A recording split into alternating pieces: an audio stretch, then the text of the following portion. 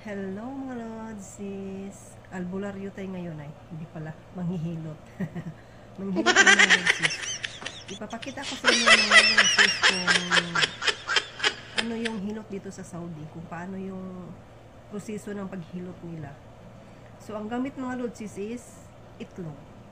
Itlog yung gamit. Talagang, kasi nakasama ko dati nung hinilot yung bunso ng anak ng amo namin dito. Ngayon, malaki na siya. Matangkad, 5'6" na yung height. Binata na. So, ganito siya pag mga lodsis, pag nang maghilot dito. Itong itlog mga lodsis, luto ito mga lodsis para pag mahulog siya is hindi siya mabasag. Niluto ko na. Itong itlog mga lodsis is ilagay lang natin sa banda na dito sa dibdib natin. So, kung saan daw siya hihinto, sabi pa nung manghihilot dito sa Saudi, kung saan daw siya hinto is